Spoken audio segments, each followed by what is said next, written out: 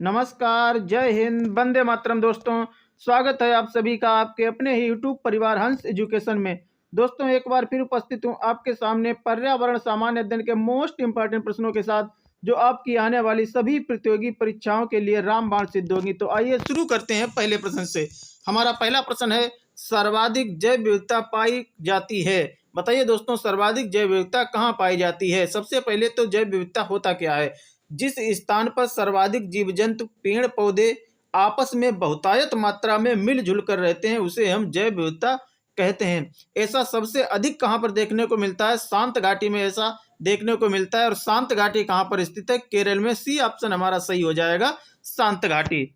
अगला प्रश्न, मृदा में उपस्थित जल की कुल मात्रा को कहा जाता है। मृदा में जो नमी होती है उसमें उपस्थित जल की मात्रा को क्या कहा जाता है, ऐसा क्वेश्चन में पूछा जा रहा है। तो इसे होलार्ड कहा जाता है। सी ऑप्शन हमारा सही हो जाएगा कि मृदा में उपस्थित जल की कुल मात्रा को होलार्ड कहा जाता है। अगला प्रश्न, आकार के आधार पर परिवार को कितने भागों में बांटा गया है।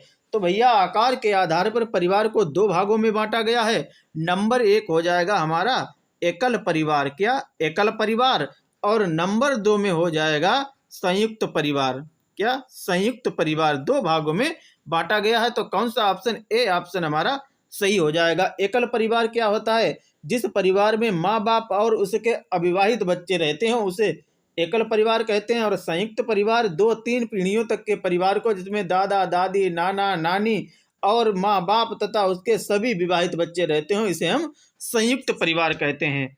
अगला प्रश्न, मनुष्य के शरीर के लिए आवश्यक ऊर्जा का प्रमुख स्रोत क्या है। तो बताइए दोस्तों कि कार्बोहाइड्रेट मनुष्य के शरीर के लिए आवश्यक ऊर्जा का प्रमुख स्रोत है। डी ऑप्शन हमारा सही हो जाएगा। आगे बढ़ेंगे अगले प्रश्न की ओर।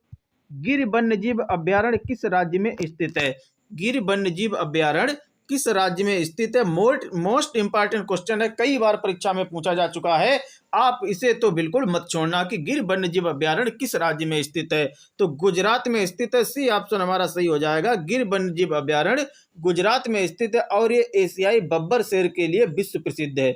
और यहाँ की वनस्पति में सागौन, साल तथा पर्णपाती वन सहित कांटेदार जंगल भी पाए जाते हैं। आगे बढ़ेंगे अगले प्रश्न की ओर।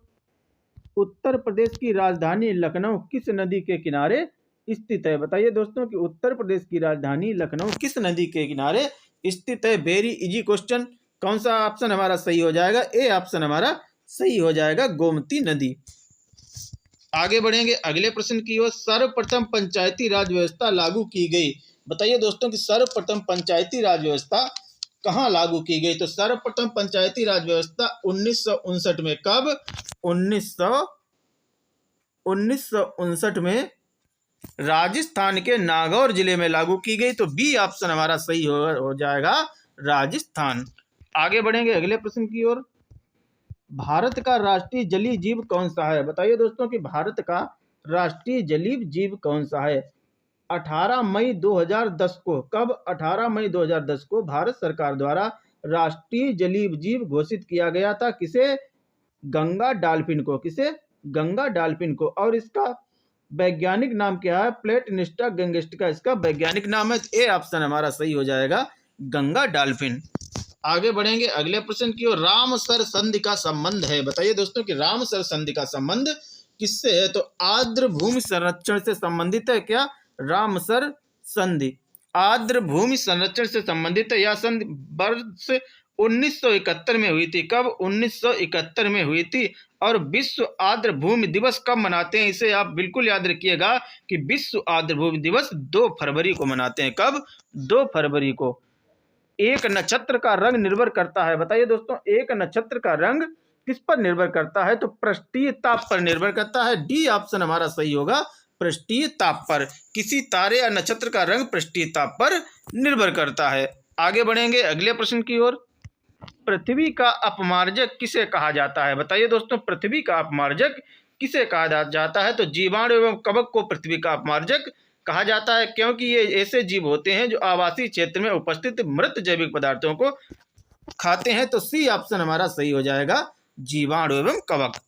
आगे बढ़ेंगे अगले प्रश्न की ओर। इनमें से कौन सा रासायनिक खाद का उदाहरण नहीं है, यूरिया, पोटास, फास्फेट या फिर कंपोस्ट। तो यूरिया, पोटास, फास्फेट ये सभी के सभी रासायनिक उदाहरण है। कौन से?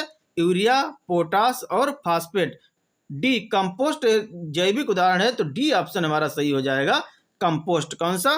कंपोस्ट जैविक उर्वरक है और सभी के सभी रासायनिक उर्वरक हैं।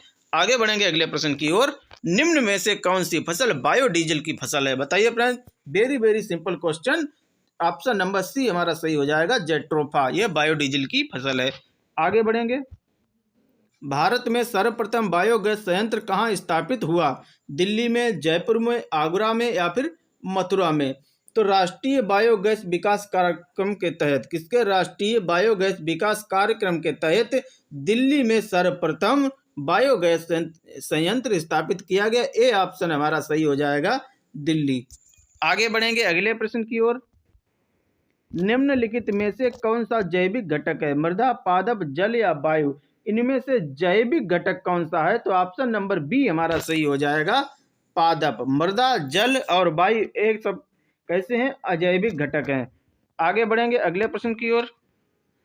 भिंडी में पाया जाता है phosphorus, vitamin D, vitamin C या फिर ये सभी? तो भिंडी में ये सभी पोषक तत्व पाए जाते हैं, तो डी ऑप्शन हमारा सही हो जाएगा, उपरोक्त सभी। आगे बढ़ते हैं। इनमें से जल जनित रोग कौन सा है? बताइए फ्रेंड्स, इनमें से जल जनित रोग कौन सा है? रक्ताल्पता, ये आयरन या लोहे की कमी से होती है। छोटी माता विषाणुओं से होने वाला रोग है। और मस्तिष्क ज्वर जीवाणुओं से होने वाला रोग है। और जल जनित रोग है अतिसार, यानी कि डी ऑप्शन हमारा सही हो जाएगा, अतिसार। अगले प्रश्न की ओर बढ़ते हैं। निम्नलिखित में से किससे कुनाइन नामक दवा प्राप्त होती है? बताइए दोस्तों, निम्नलिखित में से किससे कुनाइन नामक दवा प्राप्त होती है? तो सिनकोना से प्राप्त होती है। ए ऑप्शन हमारा सही हो जाएगा, सिनकोना से। आगे बढ़ते हैं अगले प्रश्न की ओर।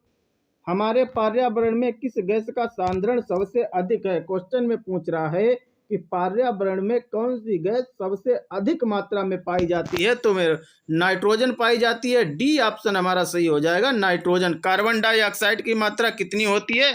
0.03% कार्बन डाइऑक्साइड की मात्रा होती है। कितनी? 0.03%। 0.03% कार्बन डाइऑक्साइड। ऑक्सीजन होती है 21% और हाइड्रोजन होता है 0.001% हाइड्रोजन की मात्रा होती है। आगे बढ़ेंगे अगले प्रश्न की ओर। सागरीय खरपतवार किसका महत्वपूर्ण स्रोत है? बताइए दोस्तों, सागरीय खरपतवार हैं किसका महत्वपूर्ण स्रोत है? तो आयोडीन के महत्वपूर्ण स्रोत हैं। सी ऑप्शन हमारा सही हो जाएगा, आयोडीन।